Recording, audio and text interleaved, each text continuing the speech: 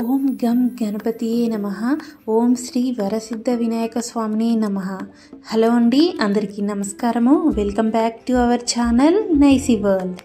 ఈరోజు ఈ వీడియోలో వినాయక చవితి రోజున వినాయకుని పూజకు కావలసిన పూజా సామాగ్రి, వాటి పూర్తి వివరాలు చాలా డీటెయిల్గా ఎక్స్ప్లెయిన్ చేస్తానండి. వీడియోని ఎక్కడ స్కిప్ చేయకుండా చివరి వరకు చూసి ఒక లైక్ చేసి సపోర్ట్ చేయండి. ఒకవేళ ఫస్ట్ టైం కనుక మీరు నా వీడియో చూస్తున్నట్లయితే నా ఛానల్ని సబ్స్క్రైబ్ చేసి పక్కనే ఉన్న బెల్ ఐకాన్ని ప్రెస్ చేయండి. నేను ఏ వీడియో చేసినా మీకు నోటిఫికేషన్ రూపంలో వస్తుంది.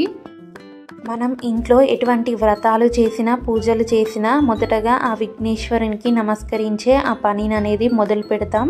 అట్లాంటిది వినాయక చవితి రోజున ఆ విఘ్నేశ్వరుడిని భక్తి శ్రద్ధలతో గనక మనం పూజిస్తే వాళ్ళకి ఎలాంటి కష్టాలున్నా తొలగిపోతాయి. కావున ప్రతి ఒక్కరూ భాద్రపద మాసంలో వచ్చే శుద్ధ చవితి నాడు ఆ విఘ్నేశ్వరుని పూజించి ఆ గణాధిపతి సంపూర్ణ అనుగ్రహం తప్పకుండా పొందండి.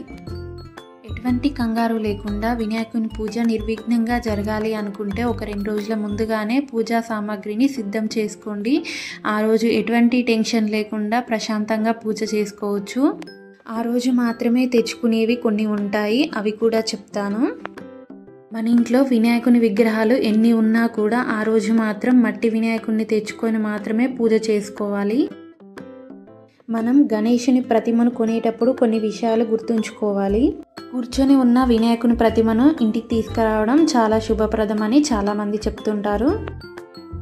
మరి బొజ్జ గణపయ్యను మనం ఇంటికి తీసుకొచ్చేటప్పుడు తొండం దిశను కూడా మనం చూసుకోవాలి. వాస్తుశాస్త్ర ప్రకారం వినాయకుని యొక్క తొండం ఎడమ వైపుకు వంగి ఉండాలి. ఇలాంటి విగ్రహాన్ని పూజించడం వల్ల మన ఇంట్లో సకల సంపదలు పెరుగుతాయి. వినాయకుని ప్రతిమను కొని తెచ్చేటప్పుడు మన ఇంటి దగ్గర లోపలికి వచ్చేటప్పుడు హారతితో మనం ఇంట్లోకి తీసుకొని రావాలి. గణపతిని మన ఇంట్లోకి తీసుకొచ్చేటప్పుడు కానీ, గణపతి మన ఇంట్లో ఉన్నంతసేపు కానీ మన ఇంట్లో ఎటువంటి మాంసాహారము, ఎగ్స్ లేకుండా చూసుకోండి. మనం ఒక 2 రోజుల ముందుగానే సిద్ధం చేసుకోవాల్సిన పూజా సామాగ్రి ఇప్పుడు చెప్తానండి. మొదటిది ఒక టేబుల్ అండి. ప్రతిమను కింద పెట్టకూడదు, టేబుల్ మీద పెట్టేటట్టు చూసుకోండి. టేబుల్ పైన వేయడానికి ఒకటి కొత్తది వాడని క్లాత్ అండి.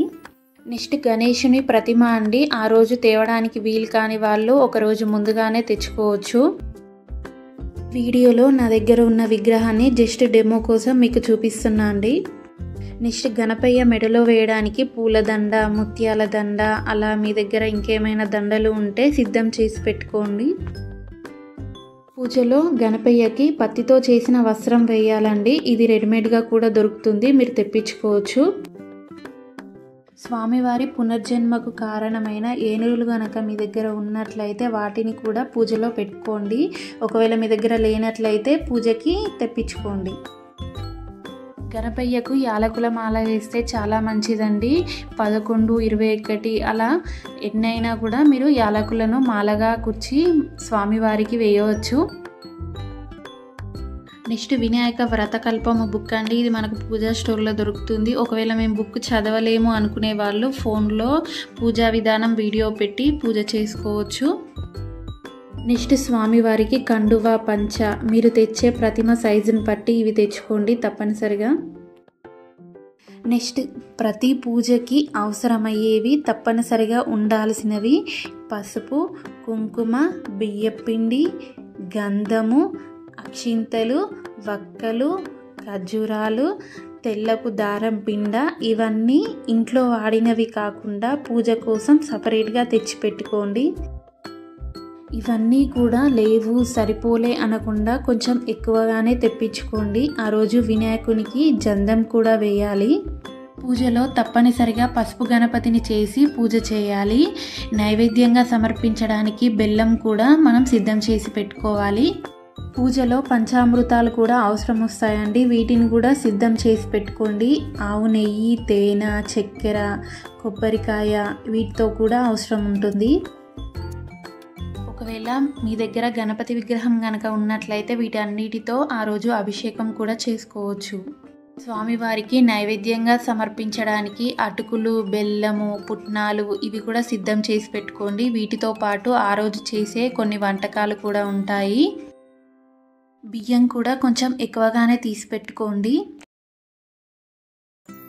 నెక్స్ట్ దీపారాధన కోసం నువ్వుల నూనె, ధూపం వేయడానికి సాంబ్రాణి అండ్ నీరాజనం సమర్పించడానికి హారతి కర్పూర బిళ్ళలు, అగరవత్తులు అండ్ దీపం వెలిగించడానికి అగ్గిపెట్టె, ఒత్తులు అండ్ ఆ రోజు అఖండ దీపం వెలిగిస్తాం కదండి, దానికోసం 2 కొత్త ప్రమిదలు తెచ్చుకోవాలండి.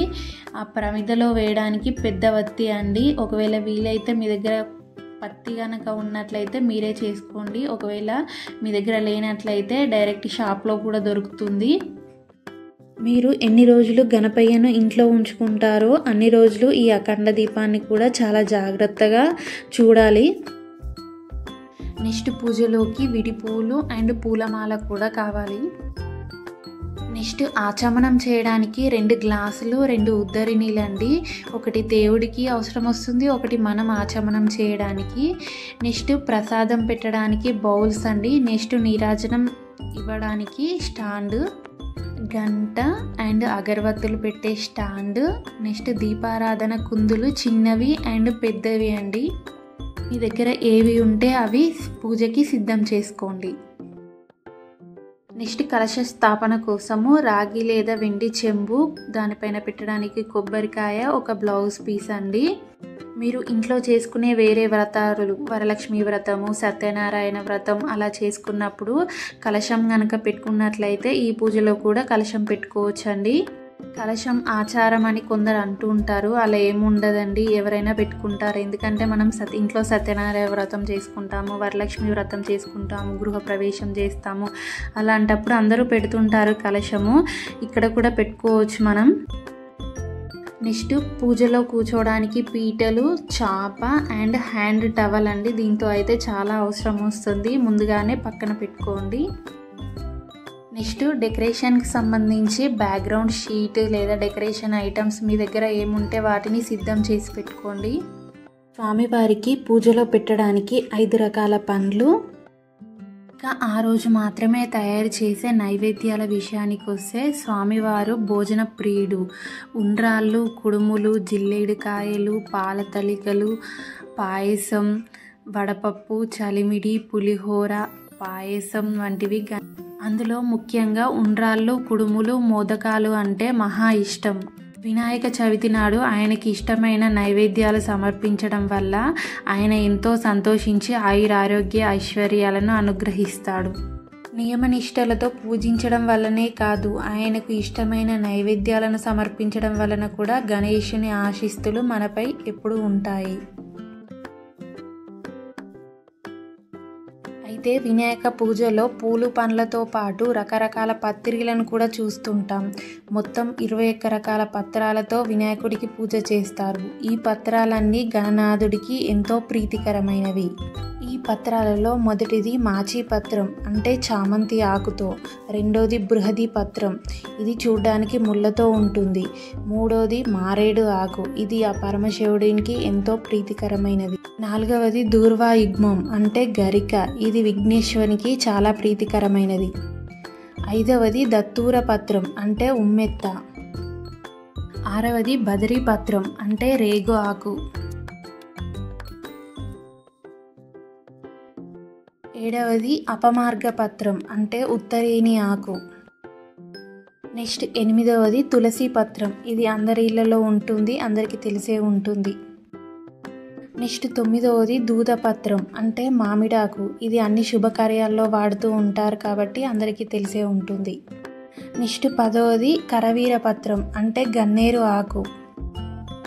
నెక్స్ట్ విష్ణుక్రాంత పత్రం అంటే శంకుపూల చెట్టు అండి. నెక్స్ట్ దామిని పత్రం అంటే దానిమ్మ చెట్టు అండి. నెక్స్ట్ దేవదారు పత్రం అంటే దేవదారు వృక్షం యొక్క ఆకు. నెక్స్ట్ మరవక పత్రం అండి అంటే మరవం ఆకు. నెక్స్ట్ సింధువార పత్రం అండి అంటే వావిలాకు. నెక్స్ట్ జాజి పత్రం అండి, జాజి పత్రం అంటే సన్నజాజి పూల చెట్టు. నెక్స్ట్ గండకి పత్రం అండి. నెక్స్ట్ షమీ పత్రం అంటే జమ్మాక్ అండి. నెక్స్ట్ వన్ వచ్చేసి అశ్వర్థ పత్రం అండి అంటే రావి ఆకు. లాస్ట్ వన్ వచ్చేసి అర్కపత్రం అండి అంటే జిల్లేడు ఆకు.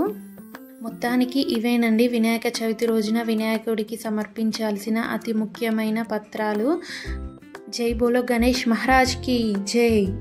ఒక్క వీడియోలో వినాయక చవితికి సంబంధించిన పూజా వివరాలు, పూజా సామాగ్రి తెలుసుకున్నారుగా. మరెందుకు ఆలస్యం, వీడియోని వెంటనే ఒక లైక్ చేసి సపోర్ట్ చేస్తారని ఆశిస్తున్నాను.